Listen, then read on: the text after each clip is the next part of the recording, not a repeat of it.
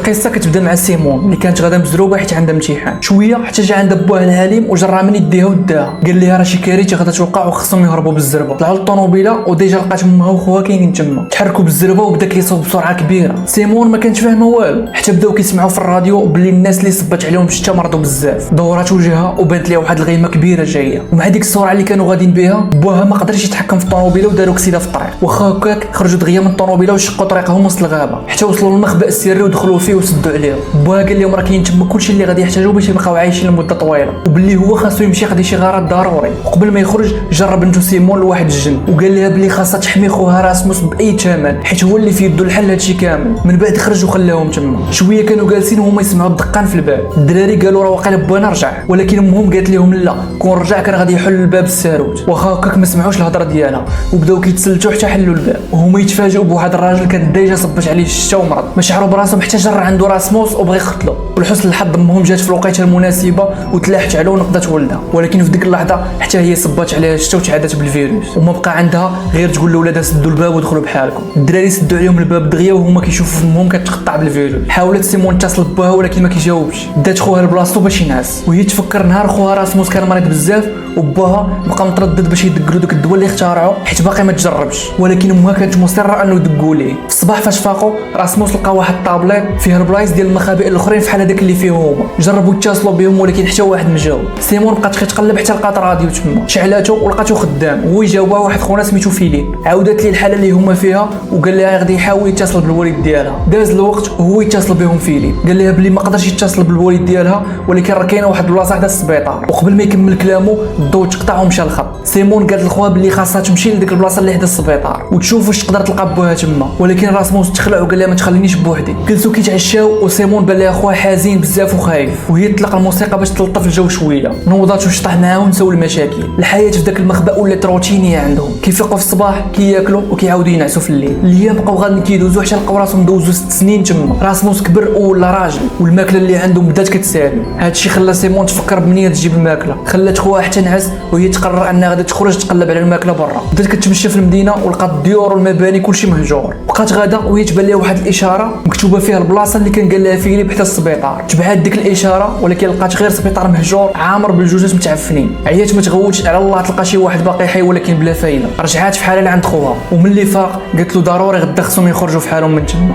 غادي يمشيو يقلبوا على المخبأ الاخر اللي قريب ليهم على الله يلقاو فيه ما ياكلوا. راسموس عنقته وقال لها ديما غادي يحميها. وملي كانوا ناعسين ديك الليله سمعوا انذار بلي الاكسجين ولا قليل عندهم تما. راسموس فاق وبغى يفيقته ولكن لقاها ديجا غيبات. هزها وخرجها برا باش تقدر تنفس، ولكن مع حل الباب وهو لقى واحد الجنود هازين سلاح وكيساينوهم. شدوهم وحبسوهم في واحد البيت. سيمون عيات ما تقول لهم راه ما فيهمش الفيروس ولكن حتى واحد ما تسوق لها. من بعد فهمت ان دوك العسكر حتى هما جايين يقلبوا غير على الماكله وهي توريهم الطابليت باللي عارف البلايص ديال المخابئ الاخرين فيهم الماكله. وفاش بغاو ياخذوا منها الطابليت هرساتها وقالت لهم راه عاقل على البلايص ديالهم. دارت هادشي باش ما يسمحوش فيهم تما ويكونوا مجبورين يديوهم معاهم. وداكشي اللي طرنيت داو سيمون وخوها باش يوريهم الطريق ديال المخابئ الاخرين وقال لها بلي اللي كانت كتكذب عليه غادي يقتلها في البلاصه. شدوا طريق وسط الغابه وهما غاديين. راسموس عفط بالغلط على واحد الضاي ديال الماء. مارتين شاف داكشي وهو يهز له السلاح بغى يقتلو حيت غادي يكون تعادى بالفيروس، ولكن سيمون وقفت قدامه وقالت له نتاكدوا بعدا واش الماء قاصو في رجلو. وحده فيهم دارت الليكات وحيدات لراسموس صباطو ولحسن الحظ لقات الماء ما وصلش له رجليه. عاد مارتين هبط سلاحه وكملوا طريقهم. ومن بعد واحد المده وهما غاديين لقاو اخيرا واحد المخبأ. دخلوا ليه ولقاوه عامر بالماكله. بداو دوك العسكر كياكلوا اي حاجه بانت ليهم بكثره الجوع. سيمون خلاتهم ودخلت كتقلب في البيوت الاخرين وهي تلقى واحد التليفون تما وفيه التصويره ديالها وديال خوها. فرحات بزاف ومشات عند خوها راسموس باش تقول له راه لقات التليفون ديال باها. وفاش قلبوه لقاو فيه واحد الفيديو كيقول بلي باهم مشى للسويد باش يلقى شي دواء لداك الفيروس واخيرا عندهم امل بلي باهم يقدر يكون عايش. مشات عند مارتين ووراتو داك الفيديو وقالت له خاصهم يمشيو للسويد باش يقلبوا على باهم ويعطيهم الدواء، ولكن مارتين ما اقتنعش بالهضره ديالها وقال لها كون كان باك حي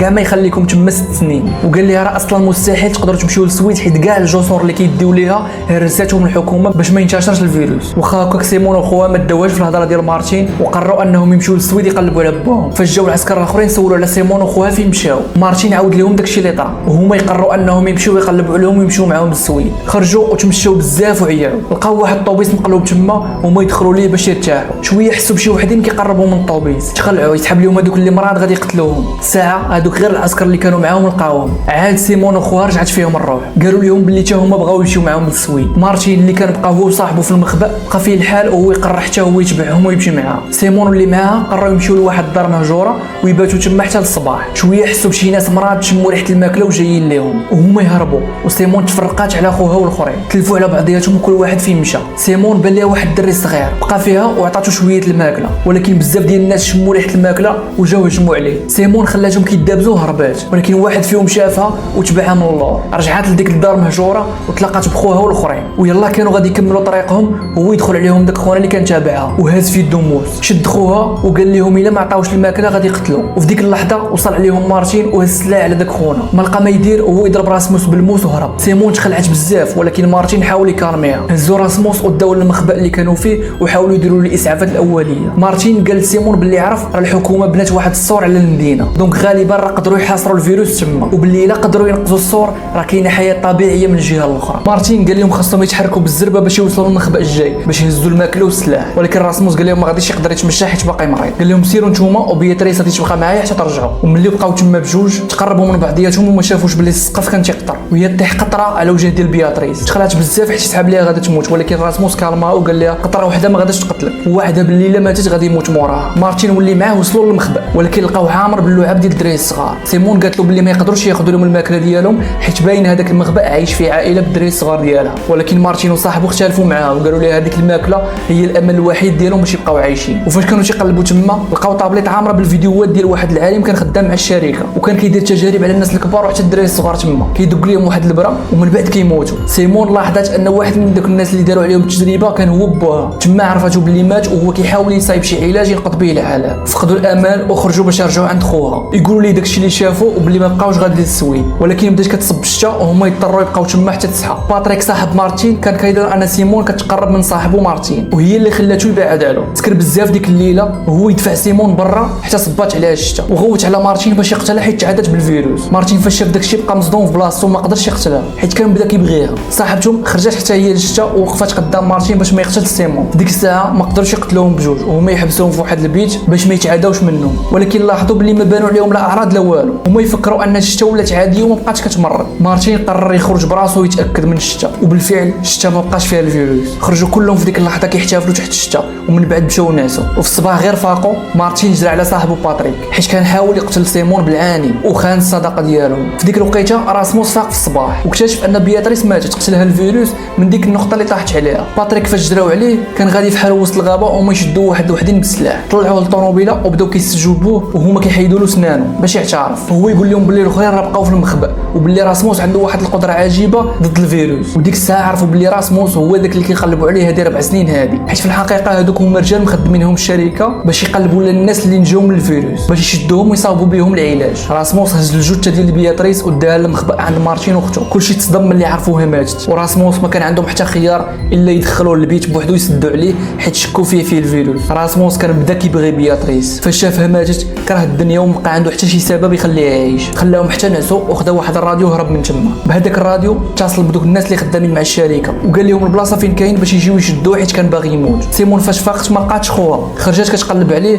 وهو تشوفو شدوه الرجال ديال الشركه، داروا خطه باش ينقذوه منهم. ليا بدات كتغوت على واحد من الرجال ديال الشركه على اساس انها تالفه تما، فاش جا عندها خرجوا له الاخرين وشدوه. اتصلوا بالرئيس ديال دوك الرجال وحاولوا يديروا معاه صفقه باش يتبادلوا ما بين داك خونا اللي شدوه وراسموس، ولكن بقى كيضحك عليهم وقطع. داك خونا اللي شادين قال لهم بلي راسموس راه هو العلاج ديال هذا الفيروس وبلا ما تعولوا يعطيه لكم. فاش سمعوا ديك الهضره بقاو مصدومين كيفاش راسموس عنده هذه القدره. مشاو عندهم وداو معاهم داك خونا اللي شدوه وهدوا باللي غادي يدقوا له الفيروس. ديك الساعه الرئيس قبل ورجع لهم راسموس، ولكن راسموس خد ديك البره اللي فيها الفيروس ودقها لراسو باش ينتحر. واحد الحاجه غريبه طرات تما، الفيروس ما قتلوش وفاق بحال ما فيه والو. تما داك الرئيس قال لهم يمشيو معاه عند الشركه باش يديروا ابحاث على راسموس ومن بعد غادي يطلقوهم كاملين يمشيو بحالهم. اتفقوا مع بعضياتهم وقبلوا بديك الصفقه اللي قال لهم. واحد من داك الرجال مشى باس لراسموس على راسو بحال كيقولوا انت هو الامل ديال البشريه. من بعد ساعات ديال الطريق وصلوا للمقر ديال الشركه، داو سيمون اللي معاه لواحد المخبأ وطلبوا منهم ياكلوا واحد المكملات. مارتين دخلوا الشك عاوتاني، ديك المره اللي جابت لهم المكملات شربات هي الاولى باش تبين لهم راه ما فيه والو زعما، عاد باش شربوا حتى هما. من بعد سيمون وراسموس بان لهم باهم خارج، تفاجئوا كيفاش باقي حي هما شافوه في الفيديو مات. مشات عنده سيمون وكتبكي، من بعد لامتو حيت هو اللي صايب داك الفيديو. بقى كيهدن فيها وداو ولدو راسموس باش يديروا له الفحوصات وياخذوا منه عينات باش يصاوبوا العلاج. الاب جر بنته سيمون للجن وقال لها بشويه بلي ما يقدرش يعاود لها كلشي حيت الكاميرات مراقبينه، وقال لها بلي العلاج ديال الفيروس راه خباه في العظام ديال راسموس شحال هادي، وباش يجبد داك العلاج خاصو يقتل ولده وهو مستعجل ديك الساعه يقتلو. هادشي علاش قال ليه خصك تهربي انت وراسموس وسيروا بحالكم. راسموس كان باقي ناعس ديك الساعه. واحد الطبيبه جات بغات تاخذ واحد العينات من الفم ديالو